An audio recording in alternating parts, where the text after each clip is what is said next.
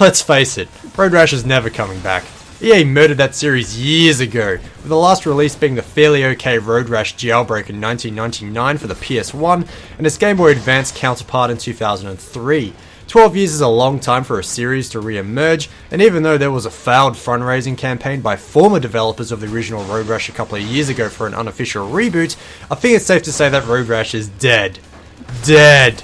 Luckily, patent laws haven't sunk low enough yet to kill an idea though, and that idea lives on in Road Redemption. After a successful Kickstarter campaign, Darksea Interactive got their game onto Steam Early Access, meaning you and I can now try this game out as it's being developed, for a price of course.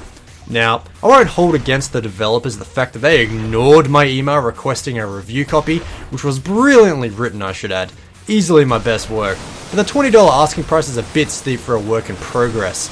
But nonetheless, I picked up my copy cheap from the recent Steam sale. So with all that out of the way, let's actually look at the game in its current state and towards what it will hopefully eventually become. Road Redemption is quite the playable game even if it is in early access, and bases itself off the winning formula of Road Rash. Races are partaken on a motorcycle, but instead of shaking hands before the race starts and generally participating in good showmanship, you can use a range of weapons to beat the living bonkers out of anyone in your way. In the original games that I've played, you are basically limited to kicking and using melee weapons like batons and chains. In Road Redemption, however, everything is stepped up a notch, including a huge range of the expected melee weapons, along with firearms like AK-47s and shotguns, as well as more hardcore items like C4 satchels and grenade launchers.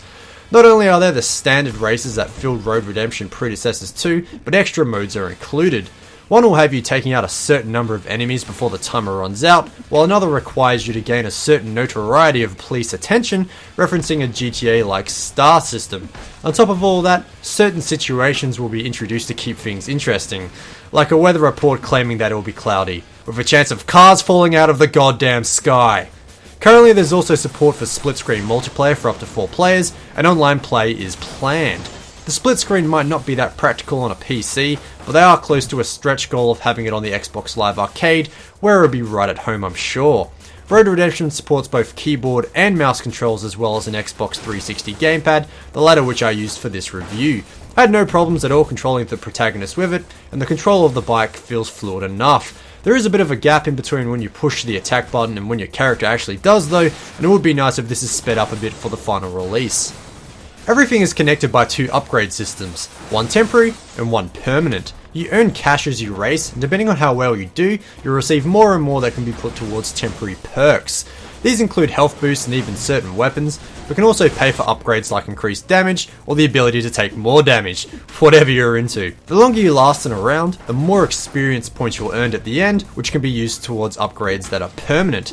These are more or less the same perks you're entitled to on the temporary system, but the advantage being that you'll get those specs from the get-go the next time you play.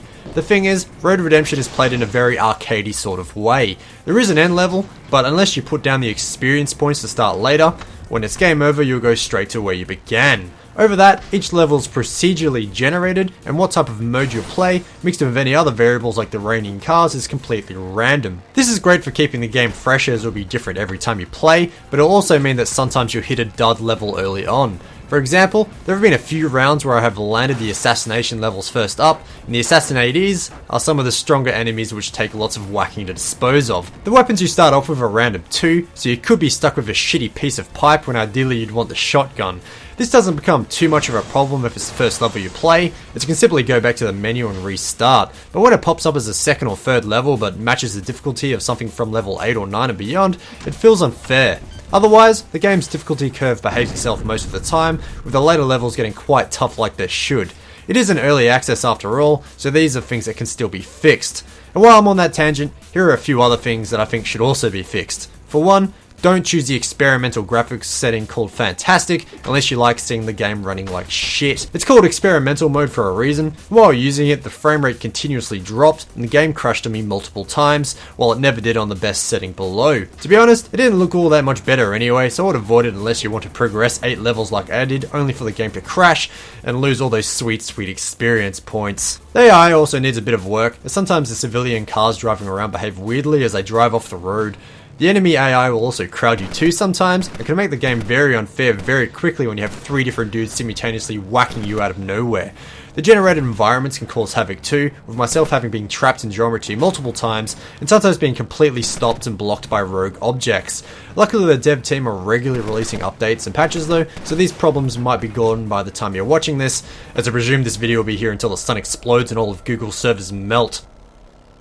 While the graphics aren't currently mind-bending, they are a tier above functional, not resulting in eye bleeds. The procedural nature can sometimes make hills look like ice cream cones, but otherwise it's good enough. While my computer is strong enough in the processor and RAM departments for the rendering of fully sick 1080p YouTube videos, I'm still repping a GeForce GTX 560, which was only supposed to be in my computer for maybe 6 months, 3 years ago. But nonetheless, this game still runs flawlessly at the best graphics mode before that experimental mode I warned about earlier on the 560, so you definitely don't need a beefy computer to play this. The sound effects seem to be fairly solid, but the music is full of tracks that seem to be pulled from royalty-free websites. I would know, I use them in my videos all the time. One can only hope these will be replaced later on with custom-made tracks, considering the game is already pulling off a fantastic Mad Max feeling, and something brilliantly relevant could be created audio-wise, but we shall see. So, should you play Road Redemption? Well, do you love Road Rash as much as me? Then, probably. Otherwise, maybe wait until its full release, until it's discounted, as it's hard to recommend at the current price point of $20. This will be a great game once completed, and it sure is fun to play constantly, but the fact that it's a work in progress is no exaggeration. Understand what you're going to get into before you lay down the cash. Either way though, I look forward to the final release, and we'll be sure to release a new video review once that's the case.